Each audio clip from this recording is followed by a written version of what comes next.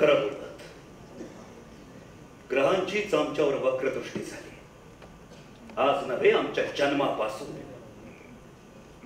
जन्मदात्री आई आम्हाला पाळण्यातच टाकून गेली. थोरल्या मासाहेबांची बाखर आम्हाला जाण येण्यापूर्वीच तुटून पडली.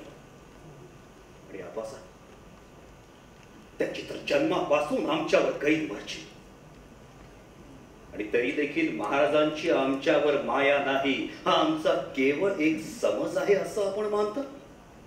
समज. युवराजने तुम्ही थोरा घरी जन्मलात. माता पित्यांच्या मांडीवर तुम्ही लाडात वाढलात. आबासाहेबांच्या लाडक्या सूनबाई म्हणून आजवर रायगडावर थाटामाटानं वावरला. आमच्या पोरक्या जीवनाची दर्दभरी कहाणी तुम्हाला नाही कळायची.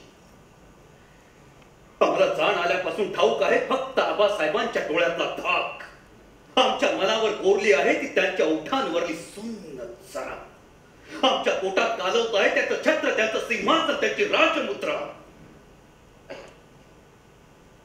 आग्र्याहून सुटकेच्या प्रसंगाची याद आली की अजून रक्त जळू लागतं, मस्तक फिरू लागतं, पोटात ततडीत तटा तटा तुटू लागतं.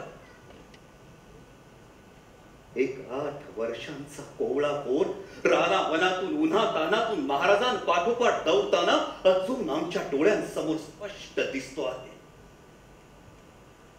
अंगात ज्वर भरला, पायाला टरटरून फोड आले तरी हो नाही की चू नाही. अपरात्री मथुरेला एका ब्राह्मणाच्या घरी मुक्काम पडला. मध्यरात्री खलबत सुरू झालं तेव्हा निराजीपंत सल्ला देतात, महाराज सही सलामत सुटायचं असेल तर युवराजांना इथंच माग सोडून दौड केली पाहिजे. आत माग घरात गलानी येऊन तळमळत पडलेला पोर ते शब्द ऐकतो आणि धडपडत उठून तसा बाहेर धावतो. आबासाहेबांच्या कमरेला मिठी घालत दीन वाण्या मुद्रेला हंबरडा फोडतो. आबासाहेब, आबासाहेब, आम्हाला एकट्याला टाकून तुम्ही नाही ना हो जाणार.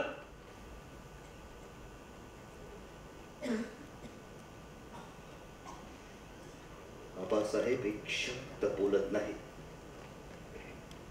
शिवल्या हातांची मिठी ते आपल्या पोलादी बोटांनी सोडवतात आणि माझ घराकडे बोट दाखवतात. चिमुकल्या मनाला ब्रह्मांड आठवलं. शेकडो कोसांची पायपीट विना तक्रार करणाऱ्या त्या पोराचे पाय ओसरीवरून माझघरात जाई तो बांगळे होतात. महाराज त्या रात्री निघून जातात. न भेटता न बोलता. युवराजनी एकच सवाल पुसतो, आम्ही आमच्या पुत्राशी असे वागतो तर आपण आमची संभावना कशी केली असते.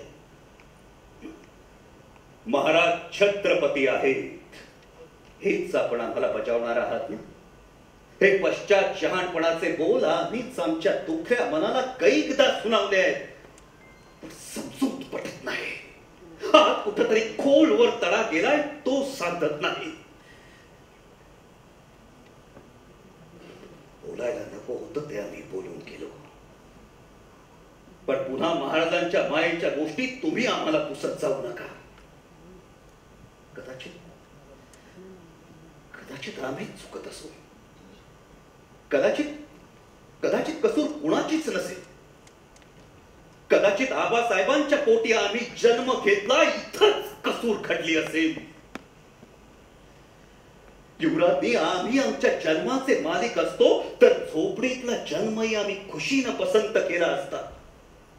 मग दुनियेच्या संगे आम्ही देखील महाराजांचे भक्त झालो असतो आणि दिलखुलासपणे आम्ही देखील महाराजांच्या पराक्रमाची गाथाच गायली असती.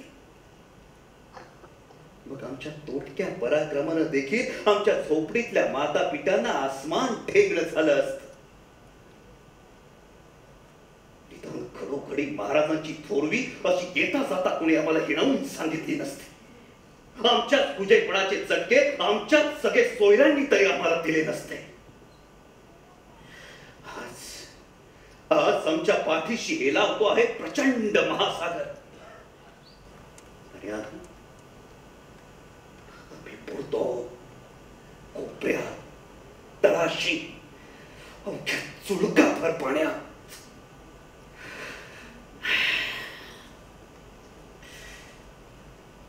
बस आम्ही केला तोच विचार योग्य आहे. रायगडाच्या या कारावासातून आम्हाला बाहेर पडलंच पाहिजे.